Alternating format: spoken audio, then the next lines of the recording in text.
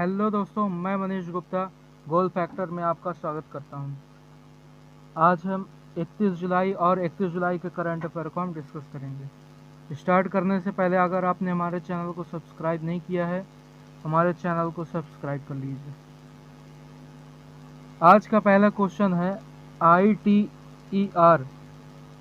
ITER international thermonuclear experimental reactor अपने एक device tokamak की start of assembly Saint Paul city में मना रहा है।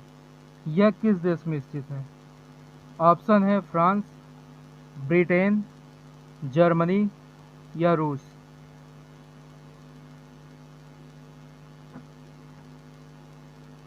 ITER international thermonuclear experimental reactor अपने एक डिवाइस टोकामेक की स्टार्ट ऑफ असेंबली फ्रांस के सेंट पॉल सिटी में मना रहा है। इस समारोह की मेजबानी प्रेसिडेंट एमैनुअल मैक्रों कर रहे हैं। एमैनुअल मैक्रों फ्रांस के राष्ट्रपति हैं। इस समारोह में कई देशों ने हिस्सा लिया है, जिसमें भारत भी शामिल है। तो कितने देशों ने हिस्सा लिया है? 35 देशों ने इस समारोह में हिस्सा लिया है। टोकामेक की बात करते हैं। यह एक डिवाइस है जो मैग्नेटिक फील्ड की मदद से न्यूक्लियर फ्यूजन जनरेट करती है, जो लंबे समय तक फ्यूजन रिएक्शन जारी रख सकती है। न्यूक्लियर फ्यूजन रिएक्शन से 15 करोड़ डिग्री सेल्सियस ऊर्जा उत्पन्न होगी। तो यहाँ हमारा आंसर क्या हो जाएगा? फ्रांस।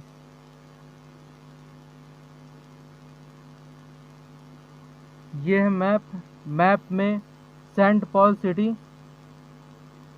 बॉर्डेक्स में है और ये पेरिस का मैप है।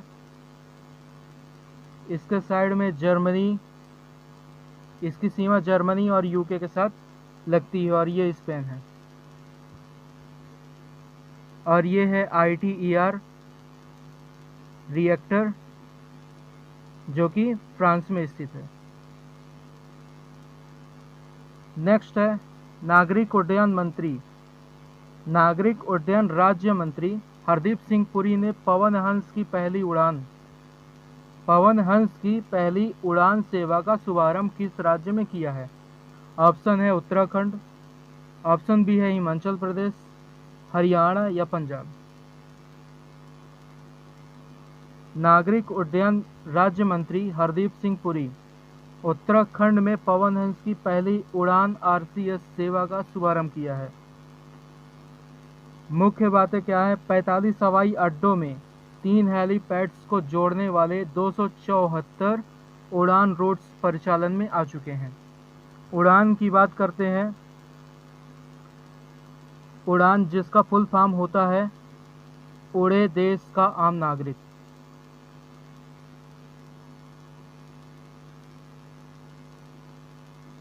नागरिक।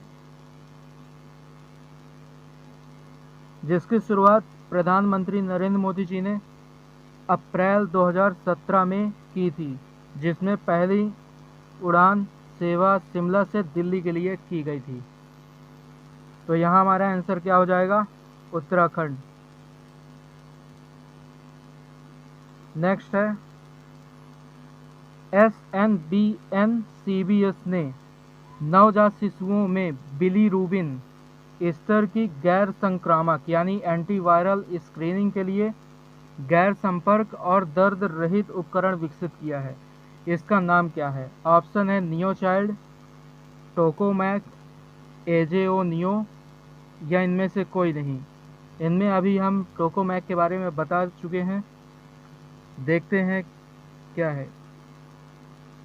SNBN-CBS ने नवजात शिशुओं में बिलीरुबिन स्तर की गैर संक्रामक स्क्रीनिंग के लिए गैर संक्रामक संपर्क और दर्द रहित उपकरण विकसित किया है।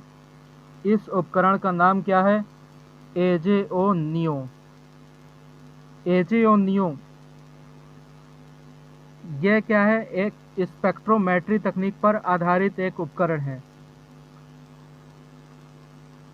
और नवजात शिशुओं में बिलीरुबिन स्तर की सावधानी पूर्वक जांच अमेरिकन एकेडमी ऑफ पीडियाट्रिक्स 2004 के अनुसार अनिवार्य है। यह जांच एक प्रकार की मस्तिष्क स्थित क्षति से, जिसे कर्निक कहा जाता है, की घटनाओं को कम करने के लिए की जाती है, जिससे शिशु के रक्त में बिलीरुबिन का उच्च स्तर हो सके। इसे S N Bose National Centre for Basic Science के प्रोफेसर समीर पाल और उनकी टीम ने विकसित किया है। ये है AJO नियो तकनीकी, और इसका कंपैरिजन अदर सिमिलर डिवाइस के साथ किया गया है। तो underwent and undergoing phototherapy, pre post exchange transfusion, accuracy across all races, no melanin interface, a more than 30 peak of gestation, and accuracy among all the risk factor for acute hyperbilirubinemia। तो ये आप देख सकते हैं, इसकी खूबी के बारे में दिया हुआ है AJO नियो के बारे में। तो यहाँ हमारा आंसर क्या हो जाएगा? AJO neo. नेक्स्ट है, हाल ही में किस परियोजना को प्रतिष्ठित लोक प्रशासन में उत्कृष्टता के लिए प्रधानमंत्री पुरस्कार 2020 में शामिल किया गया है? ऑप्शन है नमामि गंगे परियोजना, नमामि नर्मदे, स्वच्छ भारत मिशन या चंबल नदी घाटी परियोजना। नमामि गंगे परियोजना को प्रतिष्ठित लोक प्रशासन में उत्कृष्टता के लिए प्रधानमंत्री पुरस्कार 2020 में शामिल किया गया है।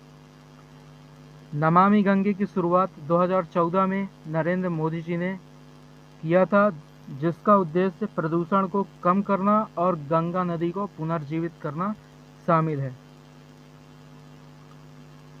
और इसके अलावा राष्ट्रीय स्वच्छ गंगा मिशन का उद्देश्य केवल गंगा की अविरल तक सीमित नहीं, बल्कि अर्थ गंगा से सहायक नदियों के आसपास सामाजिक आर्थिक जोन विकसित करना है। और इसके महानिदेशक कौन है? इसके महानिदेशक हैं श्री राजीव रंजन मिश्रा।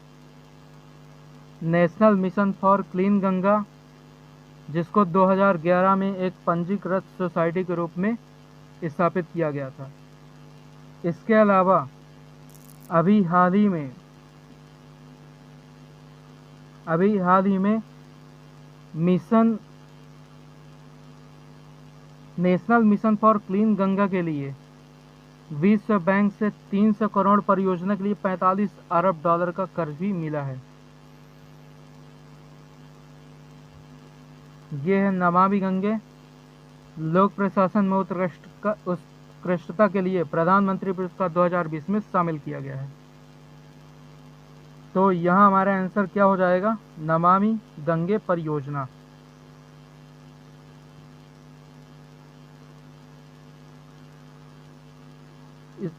फिफ्थ है, खादी उद्योग को प्रोत्साहन देने के लिए भारतीय रेड क्रॉस सोसाइटी, खादी और ग्रामोद्योग आयोग, खादी विलेज इंडस्ट्री कमीशन से मास्क खरीदेगा। और ये कितने मास्क का ऑर्डर है?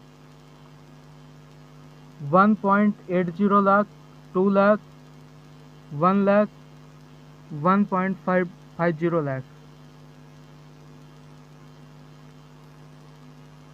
खादी उद्योग को प्रोत्साहन देने के लिए भारतीय रेड क्रॉस सोसाइटी खादी और ग्रामोद्योग आयोग से मास्क खरीदेगा। और ये कितने मास्क खरीदेगा? 1,80,000 मास्क खरीदेगा। इससे खादी कारीगरों को 9,000 अतिरिक्त मानव कार्य दिवसों का सृजन होगा। खादी और ग्रामोद्योग आयोग की बात करते हैं तो इसके अध्यक्ष कौन है? बीना सक्सेना। और खादी ग्रामोद्योग आयोग, जिसका मुख्यालय कहाँ स्थित है? मुंबई में, और इसकी स्थापना 1956 में की गई थी। इसके अलावा मास्क की अगर बात करें तो भारत अभी तक मास्क नहीं बनाता था, लेकिन कोविड के कारण मास्क बनाता है और भारत का 2nd पोजीशन है मास्क बनाने में। ये है Khadi and Village Industry Commission, जो Ministry of Micro Small and Medium Enterprise Government of India के अंतर्गत आता है। तो यहाँ हमारा आंसर क्या हो जाएगा, 1,80,000। नेक्स्ट है सूचना प्रसारण मंत्रालय। सूचना एवं प्रसारण मंत्रालय भारत सरकार के लोक संपर्क एवं संचार विभाग के एक भारत श्रेष्ठ भारत बिहार एवं मिजोरम विषय पर एक वेबिनार का आयोजन किया है। एक भारत श्रेष्ठ भारत अभियान सरदार वल्लभ भाई पटेल के 140वें वर्षगांठ के अवसर पर शुरू किया गया था। सरदार वल्लभ भाई पटेल जी के बारे में बात करते हैं तो इन सरदार वल्लभ भाई पटेल जयंती 31 अक्टूबर को मनाया जाता है और इनके जन्मदिन को राष्ट्रीय एकता दिवस के रूप में मनाया जाता है। तो यहाँ हमारा इसमें क्वेश्चन नहीं लगाया गया था। नेक्स्ट, नई राष्ट्रीय शिक्षा नीति 2020 के अंतर्गत मानव संसाधन विकास मंत्रालय का नाम बदलकर क्या रखा गया है? ऑप्शन है संसाधन मंत्रालय, ऑप्शन बी है शिक्षा मंत्रालय, मानव विकास मंत्रालय या संसाधन विकास मंत्रालय।